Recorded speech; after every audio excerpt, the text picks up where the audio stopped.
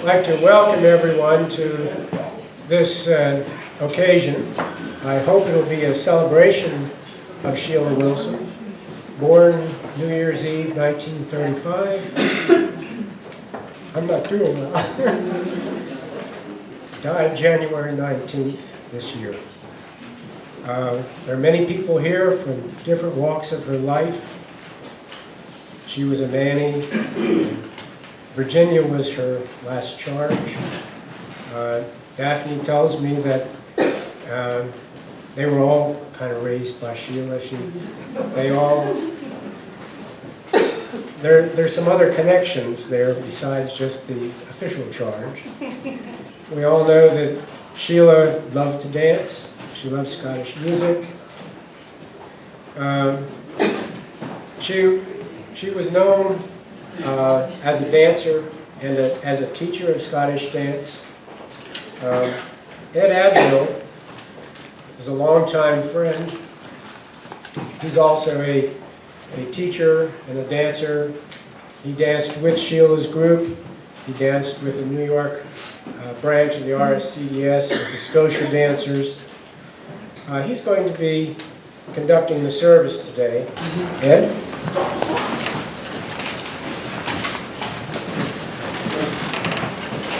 Before we begin with the memories of Sheila, which I'm sure there are many of them, and many of you would like to share them, I'd like to thank Jack Cole, who just spoke to you. He did a superb job organizing this. It's an awful lot of work, you know. It looks so simple when you come in. Well, there's some musicians, and here's the room, and there's some food over there, and somebody to run the service, but it's a lot of work, and I think it ran him ragged, so we owe him a great debt of thank you. And also, I want to thank my wife. I set the order of service, but my wife organized and printed out this lovely little leaflet that you can take with you as a memory of this.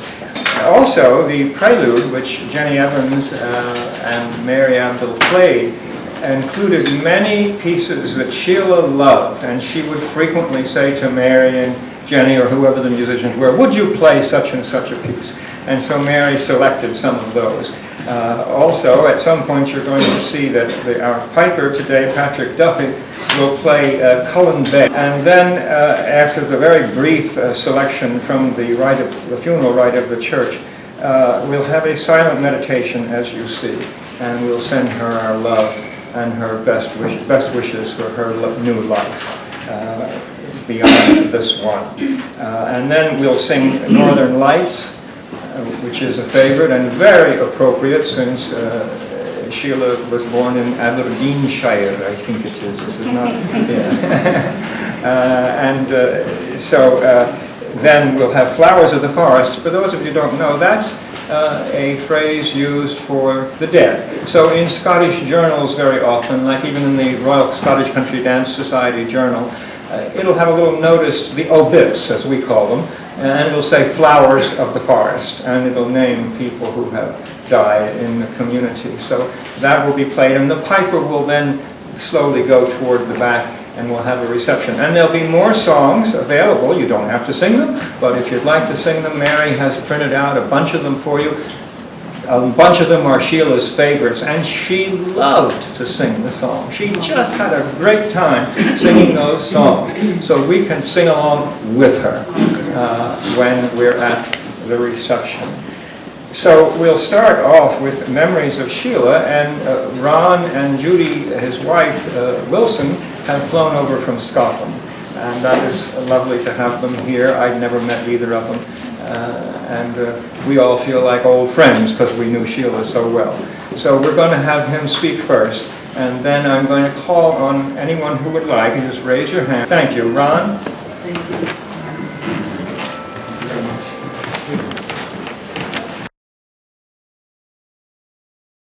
Well, hello, my name is Ron. I am the youngest of Sheila's family. But as she would say, he's my wee brother. Coming from the northeast of Scotland, as most of you know, we speak a wee bit different from the rest of Scotland. And as some of you would know, by her telling you to hud your wisht, in other ways to be quiet. It's a bit funny me speaking about Sheila because she had two families, her American family and Judy and I, her Scottish family. So on behalf of our Scottish family, I would just like to thank you all for coming here today to celebrate the life of my big wee sister. It's really funny, but you probably know Sheila better than I do, because Sheila was 13 years old when I was born, and she left home at 15. So the only time I knew her was when she came home on holiday, and when we had conversations on the phone when we put the world to right. Sheila left home at 15 years old and went to Blair Castle in Scotland to work as a second nanny. From there, she went down to London.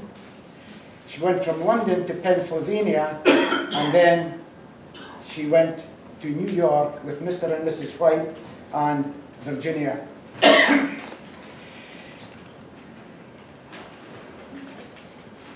Which went to Mr. and Mrs. White and Virginia, as they say in Scotland, the rest is history. But she never lost her love of Scotland, as reflected in her love of Scottish country dancing, which you ones know a lot more than I do.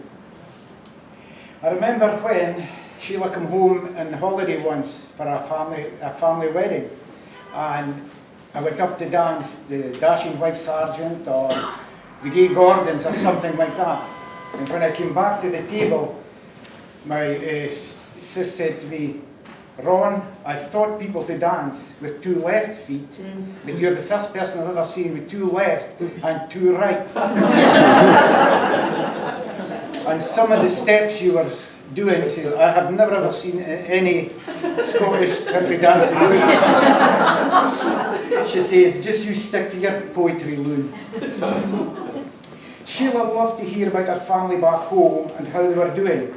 When I started working with Dewar's whiskey, or as you would say in the States, Dewar's, I said to her, if you ever see anyone drinking White Label, you can say to them that your wee brother blended that and more than likely tasted it as well.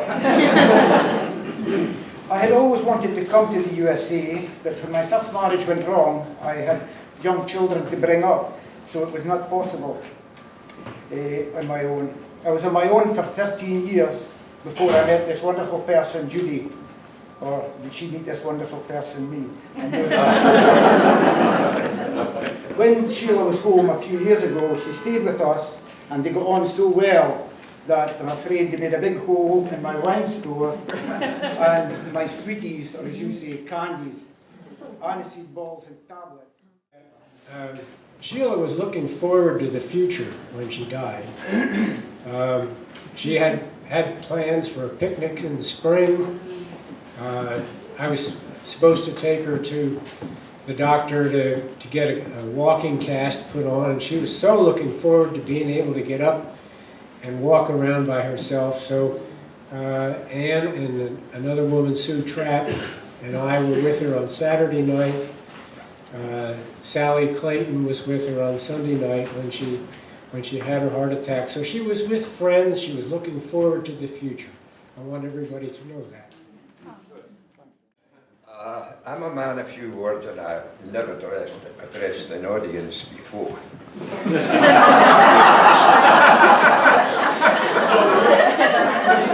Well, I'll take back the few words, because I have plenty of them, but it's usually a class of dancers, and then I give them Laldi, which is hell in Scotland. Anyway, I just echo all that what everybody said.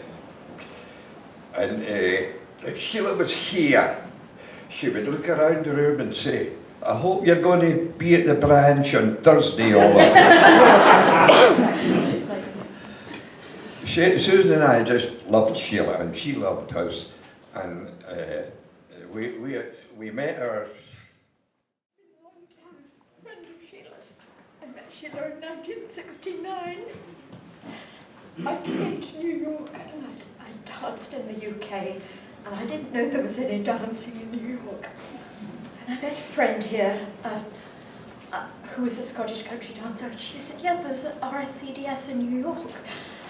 And I went down to the branch. It was on 23rd Street then. And one of the first people that came up to me was Sheila. And she told me, well, it's not just one group in New York, there's two groups, there's also Scotia. And she said there's a dance teacher at Scotia. He's a Scot. His name was Charlie Robertson. And I went along to Scotia, and so I would go to both groups. Charlie had a demonstration team. You'll see a lot of the pictures over there. And with another Scottish lady, and Sheila and I. Virginia and I actually met in this building in 1979. And we were good friends, and she had great parents. She had two ways. Her parents had two ways of dealing with potential suitors. They had a really big dog named Max, and they had Sheila Wilson.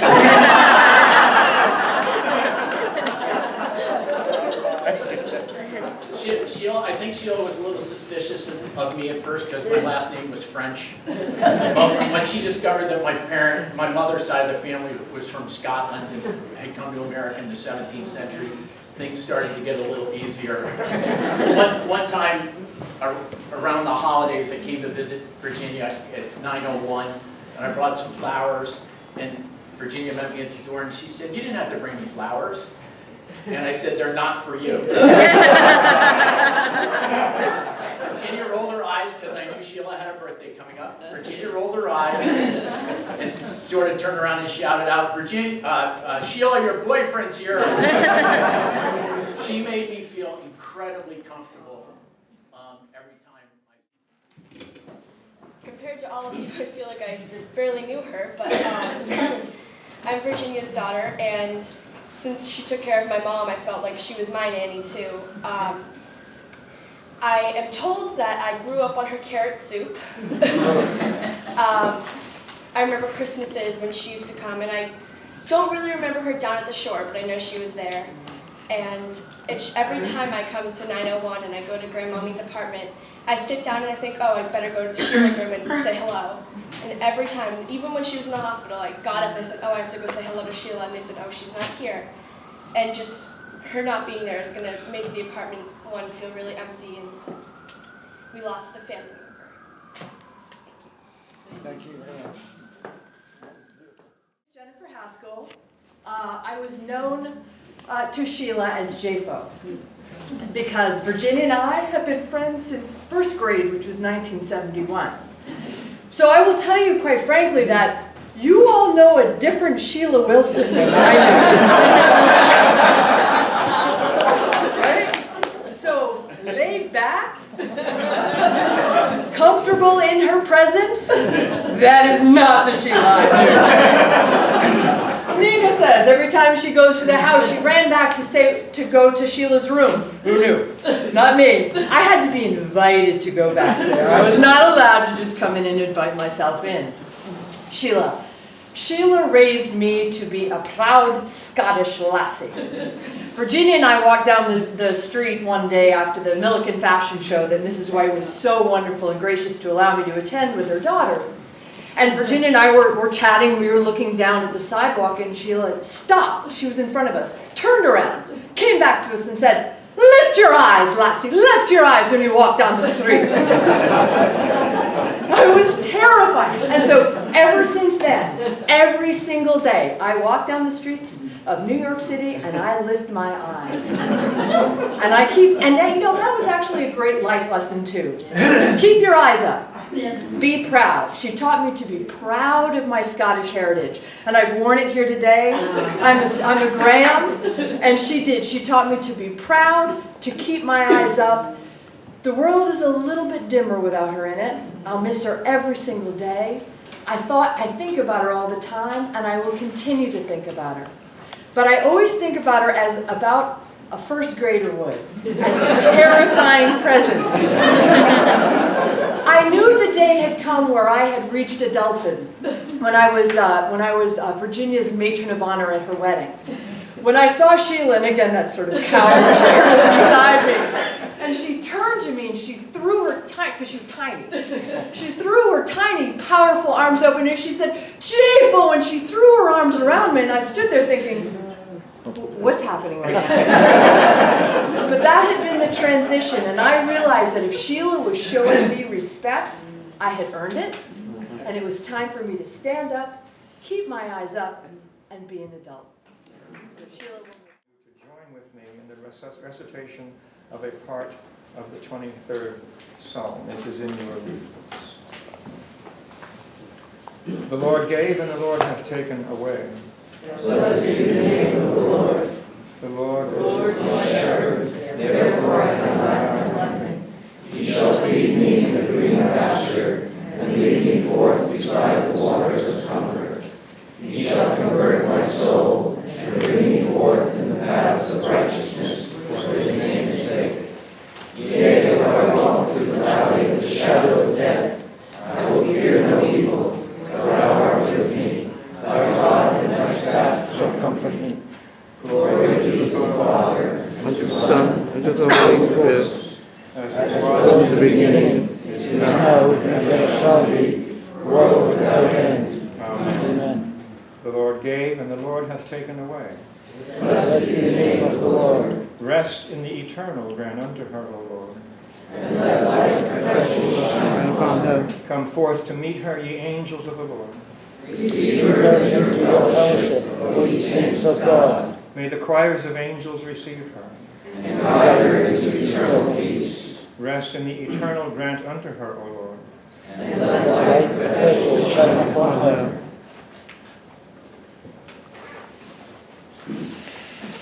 We will now have a silent meditation. And I would ask you to think of Sheila as happy, free from the suffering of the physical world.